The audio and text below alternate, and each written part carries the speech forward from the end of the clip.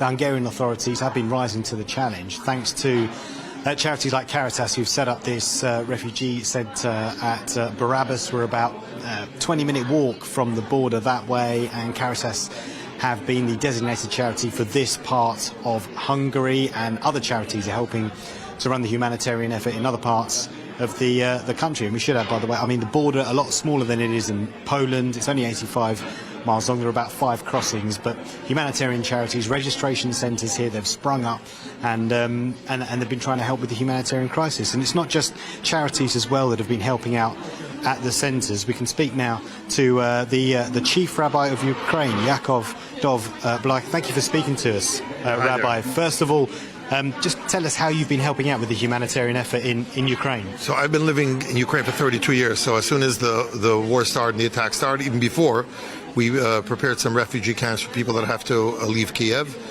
not understanding to what extent the land attack will be. So when the ground attack came, it turned out that this place that we prepared 100 kilometers to west of Kiev was also too close for comfort, and there was fighting going around there. So at that point, I started evacuating that camp to the west, but immediately on Monday of last week, we began sending buses to the borders. And this became our favorite border because it's a good border, an easy border. We've sent close to 2,000 people already out of the country from different cities, including Kiev, Cherkasy, Uman, Vasilkov, Belotserka, Vinnytsia, all over Ukraine. Well, not all over, but under the places that have the issues and are under attack. Yeah. And this is what we're doing. We're just trying to get people evacuated, especially the women and the children, as much as possible, as quickly as possible. Yeah. What are the challenges with that evacuation effort, with that number of people?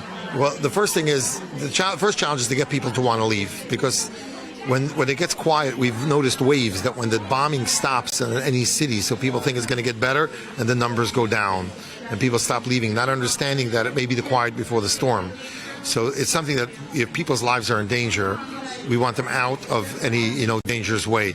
Now, especially after the attacks started taking place against the population rather than against the army, when Putin decided that he wants to destroy the Ukrainian people and just wipe everybody out with the blanket bombing, similar to what he did maybe in Chechnya and Grozny or in other places.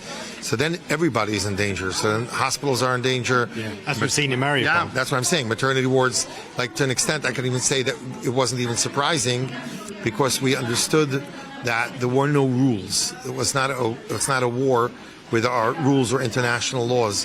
It's just killing whoever moves and whatever moves. We were also successful in evacuating people from some of the cities that were under occupation, or partial occupation, I should say, that were very difficult, cities outside of Kiev that were also being destroyed. Borodyanka, which almost doesn't exist anymore, Bucha, Irpin, we took out families from, and we were trying Vorzel. Today, supposedly, is supposed to be a humanitarian corridor. But as we know, these humanitarian corridors aren't always really kept to by the Russians. They'll announce the humanitarian corridor and then they'll shoot anyway. So it feels like more people are now going to be leaving the country because, as you said, when there's a lull in the fighting and the shelling, people think, well, this might be it. But that feeling is going to ebb away and people are just going to leave, right? So there's going to be more and more people coming across the border. Are you able to meet that challenge? Well, let me explain to you again that right now, today, yesterday, and the day before, there are less people coming across the border, and we hope that there will be no more bombing and there'll be peace. Well, we and hope, the war will finish. So I'm not sure that the numbers will go up. However, if God forbid the attacking begins again and the bombing, so then we may see the numbers going up. Now, again, my issue right now is that there's an ability, a possibility, and an opportunity to get people out of these cities.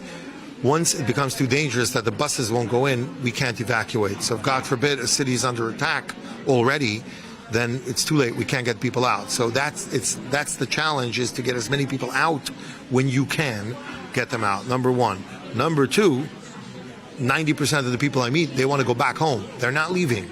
They left their families behind, left their belongings behind, they left their motherland behind, their homeland behind.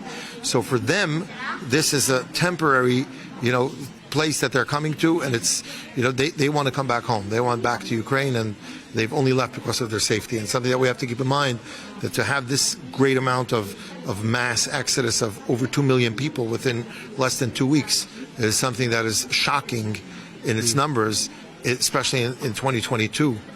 And just like it's shocking that the world is being silent when civilians are just being killed and wiped off the face of the earth for no reason other than to satisfy the ego of some some person who decides he wants to be the next czar. Yeah, you're a friend of President Zelensky. You've known him many years. Just when was the last time you spoke to him, and how is he? So first of all, I wouldn't consider myself a friend, but we know each other. Okay. Yeah. Sorry, people cannot see. Yeah. Sorry, we're just going to move out of the way now because obviously lots of families are making their way into the centre now. So just very quickly, Rabbi. As I was saying, so I know him, and he called me actually since I'm the chief rabbi. So he called and asked that the Jewish community pray for him. This was during the war already, when he was already leading the country in war. Approximately 2 weeks ago, less than 2 weeks ago, asking that the Jewish community throughout the world pray for the soldiers of Ukraine, which I told them we're doing anyway, and we are praying every single day. All over the world, we're praying for the success of the Ukrainian army and for the, I would say, for the war to stop, basically. Yeah. And he explained that the Ukrainian army may be outnumbered, but the spirit that they have and the will and the need to be victorious is what's going to lead them, and they just need God's help to be able to get through this. And I'm sure that there's an angel going along with every single Ukrainian soldier, making sure that they win and they're victorious. Rabbi, thank you for speaking to us. Thank you very much for covering this, because it's important that the world sees this. Yeah. Because when the tribunal comes up and they say, where was everyone, we can show that it was all on the news and everyone knew this was happening and did nothing about it. Yeah. Well, thank you for speaking to us on GBNews. Really appreciate it. Thank you. That is the chief rabbi of Ukraine. A very influential man in the country, giving us his thoughts and helping out with the humanitarian effort.